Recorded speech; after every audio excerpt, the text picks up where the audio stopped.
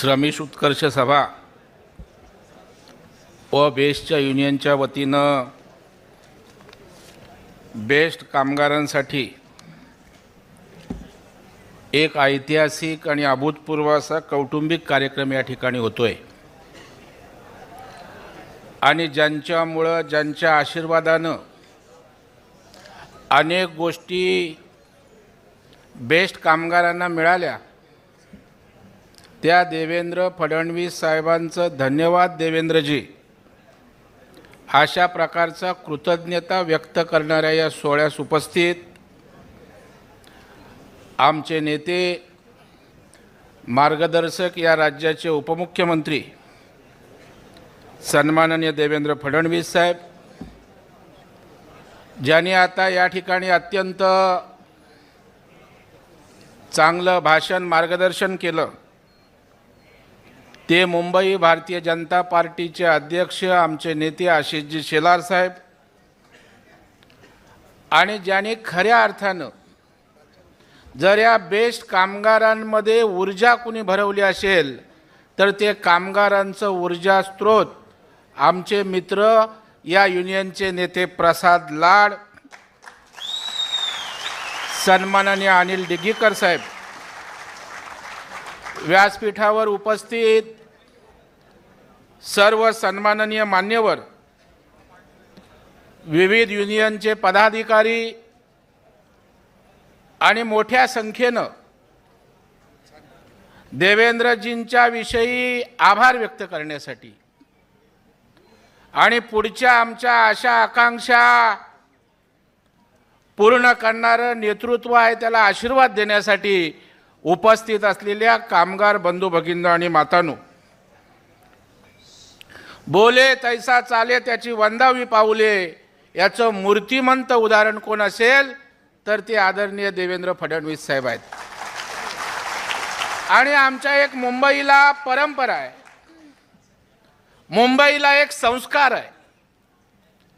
या मुंबईसाठी जो जो योगदान देतो, जो आपलं सर्वस्व अर्पण करतो त्याच्या प्रती कृतज्ञता व्यक्त करणं हा आमच्या मुंबईकरांचा संस्कार आहे. आणि म्हणून बघा कामगारांसाठी देवेंद्रजी आपण एवढं करताय तर कामगारांनी आपल्या प्रती धन्यवाद देवेंद्रजी अशा प्रकारचं आभार प्रदर्शन करणारा हा कार्यक्रम आहे. खरं म्हणजे देवेंद्रजी आपल्याविषयी बोलायला लागला तो तासन तास आम्ही या ठिकाणी बोलू शकू. काही दिवसापूर्वी अभिदय नगरला आम्ही धन्यवाद देवेंद्रजी हा कार्यक्रम घेतला.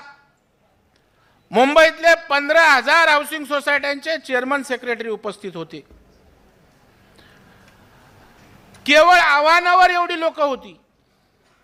का उपस्थित होती? त्या मुंबईच्या हाऊसिंग सेक्टरचे अनेक प्रश्न अनेक वर्षानुवर्ष प्रलंबित होते. गोरेगावला परिषद झाली, त्या परिषदेमध्ये देवेंद्रजींकडे 20 मागण्या ठेवल्या, त्यातल्या 18 मागण्या 6 महिन्यात पूर्ण करणारे नेतृत्व हे देवेंद्रजी होते. म्हणून आम्ही धन्यवाद देवेंद्रजी त्या ठिकाणी कार्यक्रम घेतला. आणि देवेंद्रजी आज ही उपस्थिती आहे हे आपले आभार तर मानायला आहे, परंतु त्यांच्या ज्या आशा अपेक्षा आपल्याकडून आहेत त्या तुम्हीच पूर्ण करू शकता हे सांगण्यासाठी ही गर्दी या ठिकाणी आहे. कारण साहेब मी या कार्यक्रमात थोडा भावुक अंत करणार आहे, कारण माझे वडील पण एसटी कंडक्टर होते. मी मगाशी जेव्हा प्रवेश प्रसादजी केला त्यावेळेला एसटी कंडक्टरच्या ड्रेसमध्ये बीएसटीचे ते स्वागत करत होते. मी पुढे उभा राहिलो नाही, मी एका बाजूला उभा राहिलो, कारण माझे वडील त्याच ड्रेसमध्ये ट्रे लावलेले माझ्या डोळ्यासमोर येत होते आणि त्यांनी स्वागत करावं एवढे आपण मोठं झालो नाही या कृतज्ञतेच्या भावनेनं मी बाजूला उभा होतो. कारण आम्ही संवेदना बाळगणारी लोक आहोत. देवेंद्रजींचा मगाशी आपण पाहिलं असेल, ज्या वेळेला प्रदीप कतार नवरे की कोण तो या ठिकाणी आपला कामगार आला, अक्षरशः झोपून गेला. देवेंद्रजी भावुक झाले. मी त्यांच्या चेहऱ्याकडे बघत होतो, डोळ्यातनं आसवं यायची फक्त बाकी होती. ही संवेदना असणारा नेता आमचा या ठिकाणी आहे. देवेंद्रजी मगाशी आशिषजींनी सांगितलं, खरं आहे, मुंबईकरांच्या मनामध्ये आपल्याविषयी वेगळ्या भावना आहेत. मुंबई मित्र त्यांनी सांगितलं, मी तर सांगेन मुंबईमध्ये जो विकास झालाय त्या विकासाचं केंद्र कोणतं असेल ते फक्त देवेंद्र, हे आम्ही छाती ठोकपणे या ठिकाणी सांगतो. आपल्यासाठी साहेब मनापासून लोक उपस्थित राहतात, कारण आपण बोलण्यापेक्षा कृती करण्यावर आपला भर असतो. आज कामगार मोठ्या प्रमाणावर, कामगारांसाठी मुंबईचे आपण काम केलं. सफाई कामगारांच्या घराची आपण चिंता साहेब त्या ठिकाणी करताय. पोलीस जो त्या ठिकाणी उन्हातानात पावसात कष्ट करणाऱ्या पोलिसांच्या घराची आपण चिंता त्या ठिकाणी करताय. समाजातला उपेक्षित, वंचित, दलित, पददलित या साऱ्या समाजाची चिंता आपण देवेंद्रजी करत आहात. म्हणून तुमच्या मागे सारे समाज उभे आहेत आणि मराठा समाज पण देवेंद्रजी आपल्या मागे उभा आहे. त्यालाही महाराष्ट्रात माहित आहे आपण समाजाला काय त्या ठिकाणी दिलेलं आहे. आणि त्याच्यामुळे काही लोक देवेंद्रजींना संपवण्याची भाषा करतात. अरे हे प्रेम कोणाच्या नशिबात आहे का? महाराष्ट्रातील जनतेचं देवेंद्रजींवर प्रेम आहे. 100 पिढ्या खाली आल्या तरी देवेंद्रजींना संपू या ठिकाणी कोण शकत नाही. आणि त्यांची सहनशीलता काही लोकांना दुर्बलता वाटते. साहेब आम्हाला कधी कधी चीड येते आणि आम्ही काय घाबरत नाही. प्रसाद लाड असेल, आम्ही आहोत, आम्ही धाडसी लोक आहोत, कारण जे सच्चाई त्याची पाठराखण करणारे आम्ही आहोत, संघर्ष करणारे आम्ही लोक त्या ठिकाणी आहोत. आणि त्याच्यामुळे खऱ्याला खरं बोलणं हे त्या ठिकाणी आम्ही मानणारे या ठिकाणची लोक आहोत. आणि त्याच्यामुळे देवेंद्रजी आपल्या मागे सगळ्या समाजातील लोक आहेत.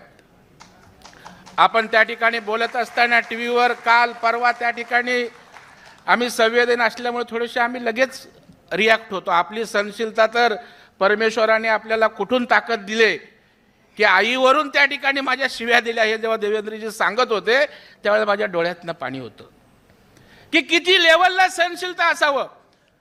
परंतु या ठिकाणी ते केवळ सारं सहन करतात की हा महाराष्ट्र सुजलाम सुफलाम झाला पाहिजे, मला बोलण्यापेक्षा मला काम जास्त करायचं आहे, ही भावना घेणारा आमचा नेता आहे. आणि देवेंद्रजी आपण आमची ताकद आहात. आम्ही कोणाच्या जीवावर या सगळ्या लोकांना न्याय देण्याचं धाडस करतो की आम्ही सरकारच्या माध्यमातून हे करू, आम्ही सरकारच्या माध्यमातून ते करू. आमची ताकद कोण असेल? देवेंद्र फडणवीस नावाचा माणूस, ही आमची ताकद आहे. आणि म्हणून बेधडकपणे समाजातल्या सर्वसामान्य गरिबाला न्याय देण्यासाठी अत्यंत प्रामाणिकपणे आम्ही काम करत असतो. साहेब हा BST मुंबईकरांच्या जिव्हाळ्याचा विषय आहे. शिवसेनेला जे मोठं केलं ते या BSTच्या कामगारांनी मोठं केलं. मला आठवतंय नारायण राणे साहेब आमचे बेस्टचे अध्यक्ष साहेब होते, विठ्ठल चव्हाण बेस्टचे अध्यक्ष होते. आता कुडाळची काही मुलं या ठिकाणी आली, देवगडची काही मुलं आणली, गावावरनं या मुलांना साहेब आणलं आणि BST मध्ये त्या ठिकाणी टिळा लावला. कोणाला कंडक्टर केलं, कोणाला क्लर्क केलं, कोणाला ड्रायव्हर केलं. ही त्यावेळची शिवसेना होती. दुर्दैवानं नंतरच्या नेतृत्वाने वाटोळं या कामगारांचं या ठिकाणी केलं. आणि म्हणून देवेंद्रजी आपण त्यांना या ठिकाणी आधारात की आता आमच्यासाठी प्रामाणिकपणे या ठिकाणी कोण करेल तर त्या ठिकाणी देवेंद्रजी करतील. म्हणून आज सर्व लोक आपल्याकडे अपेक्षेनं पाहतायत.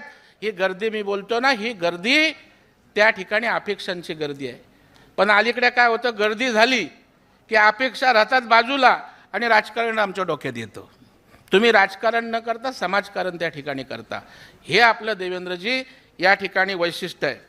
मी शेवटचं, प्रसाद लाड माझे मित्र आहेत तर आम्हाला तर जोडी म्हणतात, म्हणजे आम्हाला शिव्याही द्यायच्या असल्या देवेंद्रजी तर दोघांना एकत्रित देतात. कोण त्यांचं व्यक्तिमत्व म्हणजे त्या कोणाला प्र.के. आत्रेय किंवा पु.ल. देशपांडे असते तर त्यांनी त्यांच्यावर एक पुस्तक किंवा स्टोरी केली असती. म्हणजे एकाच वेळेला उद्योजक पण ते असतात, दुसऱ्या वेळेला उद्योजक असताना कामगारांचं नेतृत्व पण प्रसाद लाड त्या ठिकाणी करतात. एका बाजूला सॅलरी देणारा माणूस असतो, पण मुंबई बँकेमध्ये साहेब सॅलरी अर्नर्स कामगार म्हणून त्या ठिकाणी कामगारांचं प्रतिनिधित्व करणारा पण प्रसाद लाड त्या ठिकाणी व्हायला. तो कामगार क्षेत्रात काम करतो, शिक्षण क्षेत्रात त्यांची ट्रस्ट आहे, शाळा चालवतात, आरोग्य क्षेत्रामध्ये त्यांचे डायलिसिस सेंटर आहे.